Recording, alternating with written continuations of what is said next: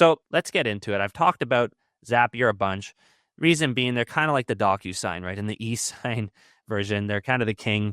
They're the ones that almost invented the category, I would say. They're kind of the first movers. They have a massive advantage. And, I think that's great. And I think they've been able to secure their position as kind of that leader two different ways. One, they've really, really focused on making it so simple. And I think that's great, right? So I think the average, let's just call it business owner out there, just user, anybody who might be interested in this, they're not developers, because if they were a developer, they go out and do all those things that I described, right? Write it themselves and do APIs and all this crazy stuff. So they didn't say, hey, I want to focus.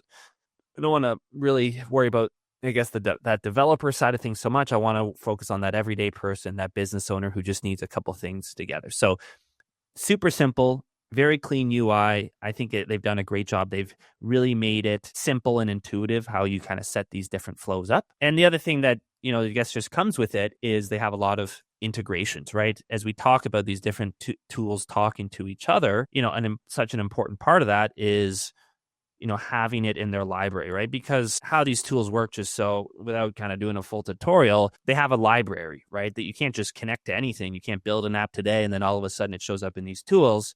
You have to be able to connect them to the ecosystem, right? And so they have a huge ecosystem, huge marketplace, tons and tons of tools if you are going to build into one of these softwares. So if, again, I come out tomorrow with a brand new app and I want someone to be able to use a workflow tool with my app, the first one I'm going to go to is Zapier, right? So it has this almost network effect. I guess, what would you call it? A network effect, a competitive advantage that allows them to kind of continue to separate themselves from the competition. So that's a great thing about them. And the only kind of downside, and you hear about this a lot actually with Zapier and how they work, is they do have very confusing pricing.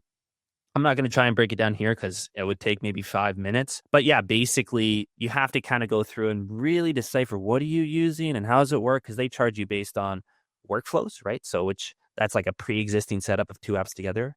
How many times you use that workflow. So in the Calendly example, how many events are going through on a given day, how many text messages you're receiving on a given day, what apps you're using. So they have like standard and premium apps. So if I connect to Twilio, maybe that's a premium app. I got to pay extra. And then you got to pay extra for tables and interfaces and chatbots. And yeah, like I said, I don't want to get into all of it. So it's really confusing pricing. I think they know they're the leaders. They know people go there first, and they're really charging a pretty penny for it. But hey, I know a lot of people use this tool and think it's well worth it. So hey, if it ain't broke, don't fix it.